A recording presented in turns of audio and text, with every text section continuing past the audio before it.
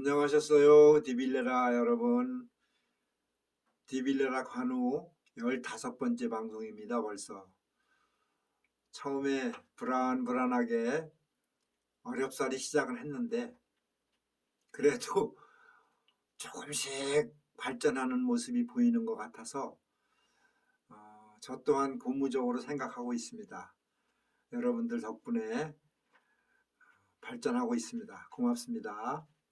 지난 시간에 일월산 신령님 얘기, 그 다음에 대장군님 얘기, 또 동자 얘기 여기까지 했죠. 그 태국 동자는 그 후로 제가 일월산에 있는 동안에 저를 안내하면서 참 많은 곳을 보여주고 공부를 시켜줘서 정말 저한테는 큰 행운이었죠. 태국 동자가 저를 제일 처음 데려간 곳이 지금 기억을 더듬어 보면 어떤 그 뒷산 산봉우리였던 것 같아요. 거기를 올라갔는데 이제 자리 잡고 앉아가지고 명상을 하니까 눈앞에 커다란 기와집이 보이는 거예요. 그런데 집 규모가 아유 이거 뭐 어떤 고궁 같은 그런 느낌이더라고요. 그런데 마당을 누가 쓰는 것 같기도 하고 이렇게 집안을 이제 구경을 하다 보니까 그 사랑채에 웬 할아버지가 책을 보고 계시더라고요. 그래서 또 저는 참 당돌했던 것 같아요. 그런 거 보면. 그런 데서도 기웃기웃 구경을 하니까 할아버지가 날 보더니 들어오라고 손짓을 하시더라고요. 그래서 또 딱 들어갔어요. 들어가서 앞에 무릎 꿇고 앉았더니 책을 한 장 한 장 넘기면서 뭘 가르치시더라고요. 근데 사실은 솔직히 생각은 못 하겠어요. 이제 생각은 안 나고. 근데 대략 어떤 천문지리에 대해서 공부를 시키셨던 것 같아요. 그래서 제가 또 그러면서도 또 당돌하게 뭘 여쭤본 것 같아요. 할아버지는 뭐 하시는 분이냐고 했던 것 같아. 그러니까 할아버지가 그때 한성 부윤인지 한성 판윤인지 제가 정확하게 지금 기억을 못 하겠어요. 그런데 어쨌든 그것이 그 직위가 지금으로 말하면 이제 서울시장 그런 자리인가 봐요. 한성 부윤이라는 한성 판윤이라 그러던가. 그러니까 그리고 우리 의령남씨 집안의 조상님이시죠. 그래서 뭐 제가 미리 말씀드리는데 그 후에 제가 이거 이제 메모해놨다가 그 후에 밑에 내려와 가지고 족보를 다 뒤져봤어요.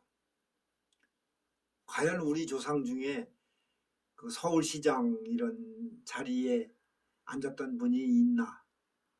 있더라고요. 그래서 정말 감격했던 그런 기억도 있습니다. 그런데 그리고 하여튼 뭐 꽤 중요한 공부를 여러 가지 시키신 것 같은데 그런 것들이 이렇게 쏙쏙 귀에 들어와서 이렇게 기억에 남지는 않더라고요. 그냥 어떤 상징적인 그런 장면이었던 것 같아요. 그리고 또 하나 제가 확연하게 구분할 수 있는 거는 이 제자들이 이제 명상을 하거나 이럴 때 나타나는 그런 이런 환상 이런 것들은 기왕이면 기와집이 보인다 그러면은 기와집 뭐 반짝반짝 정말 화려하고 새 집을 보여줄 텐데 기왕이면 저는 그때도 그렇고 그 후에도 다른 걸 이제 보게 되면은 물론 규모 면에서는 꽤 크지만 상당히 낡은 느낌, 오래된 느낌, 이걸 뭐 고색 창현이라고 표현을 해야 될지 좀 그랬어요. 이 그림들이 그러니까 꼭 그 왜 흑백 사진 보는 느낌?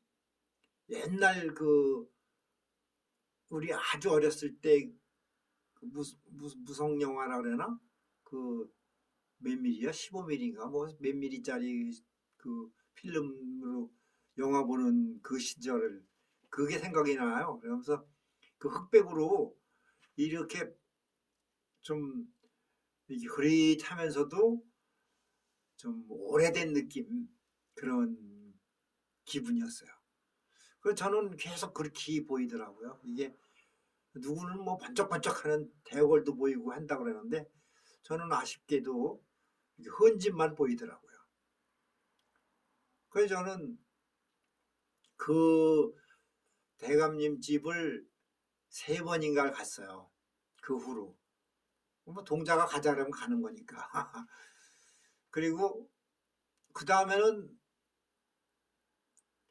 얘가 또 어디를 안내하는데 산 밑으로 이렇게 조금 내려가다 보니까 커다란 무덤이 하나 있더라고요. 그 무덤도 꽤 오래된 무덤이에요. 이거 실제예요. 그래서 이게 누구 무덤인가 했는데 어떤 뭐 비석이나 이런 건 묘비 같은 건 없고 참 이렇게 깊은 산 중에 이런 큰 무덤이 있구나 이런 생각만 했어요. 그런데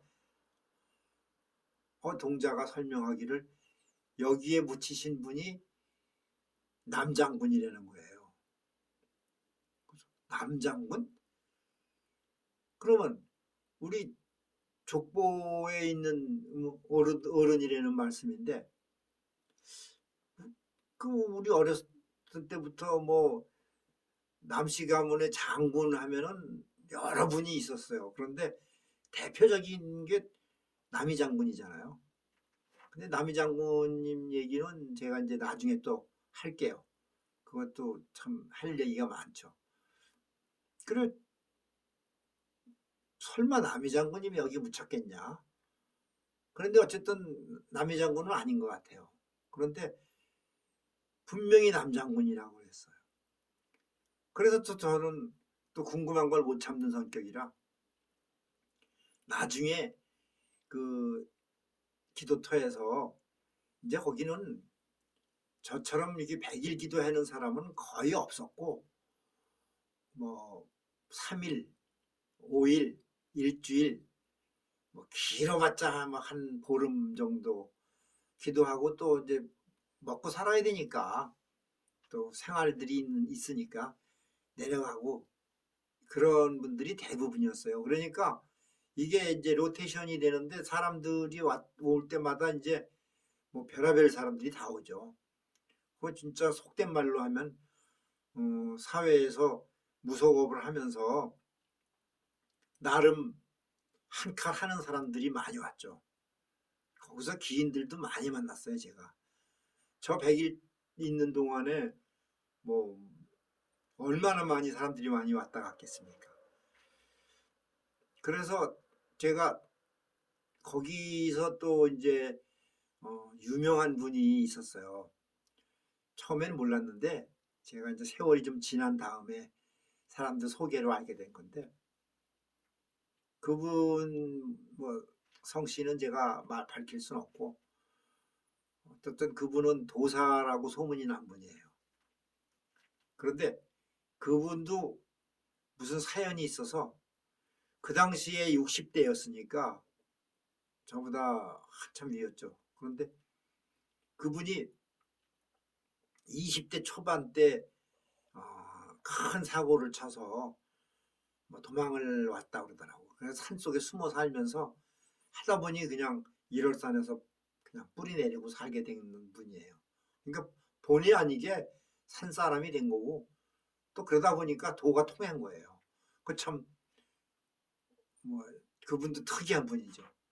그래서 뭐 먹고는 살아야 되니까 산에서 이제 약초를 캐게 됐고 이분도 이제 어떤 영적 계기가 온 거예요. 거기서 자기는 전혀 그런 옛날을 말하면은 뭐 지금으로 말하면은 조폭 그런 종류였었던 것 같아요. 옛날에 건달이라 그랬죠. 그런데 한 주먹 했던 분 같아. 이 골격도 그렇고 나중에 저하고 참 많이 친해졌는데 부산 살았어요 그분이. 그래서 제가 부산에 다시 가서 자리 잡을 때 그분 도움을 많이 받았습니다. 정말 제가 큰 형님처럼 생각하고 따랐던 분이죠. 근데 그분은 사람들 말로는 일월산 구석구석 모르는 곳이 없다는 거야. 수십 년 됐으니까 거기서 약초 캐러 다니면서 뭐 그분한테 제가 나중에 한번 물었죠. 저 밑에 어디 그 남장군님이라고 그러는데 그 묘가 있는 것 같은데 맞습니까? 물으니까 깜짝 놀랐더라고요. 나보고 그걸 어떻게 알았냐고. 아니 그냥 제가 어떻게 알게 됐습니다. 그랬더니 그 이름은 그분도 정확히는 모르고 내력도 그냥 뭐 아주 상세하게 아는 건 아니고 구전으로 이제 내려오는 얘기니까 그래서 거기 남장군이 전설적인 분이 묻혔다고 자기도 이렇게 알고 있다는 거예요. 하, 그것도 또 나중에 제가 음, 밑에 내려와서 족보 뒤져가면서 하여튼 저는 이렇게 뭔가 하나 궁금한 게 있으면 그게 어떤 근거나 이론적으로 확실히 해야 드러나야 거기 믿는 스타일이거든요. 그냥 뭐 무조건 되고 믿고 따르는 그런 건 아닙니다. 또 저는 그래서 성격이 좀 완벽한 걸 추구하는 스타일이고 그래서 좀 피곤했죠. 어쨌든 그걸 그래갖고 덕분에 그 족보 공부를 굉장히 많이 했어요. 제가 뭐 시조서부터 해가지고 좀 중간중간에 한 가닥 했다는 조상님들은 다 자연스럽게 공부를 하게 되더라고요. 족보를 뒤지면서. 어쨌든 그래서 동자가 이제 이렇게 안내를 해가지고 뜻하지 않았던 그런 할아버지들도 만나고 그런 것까지 오늘은 여기까지만 하고 또 다음 시간에 계속 이어서 전설의 고향을 한번 읊어나가 보겠습니다. 재미없더라도 여러분들이 이렇게 봐주시니까 저는 그냥 힘이 납니다. 아마 1년 정도 더 하다 보면 저도 잘할 거예요. 분명히. 뭐 시설은 빈약하더라도 최소한 제가 이렇게 버벅거리지는 않을 거예요. 그러니까 여러분들이 좀 힘을 주세요.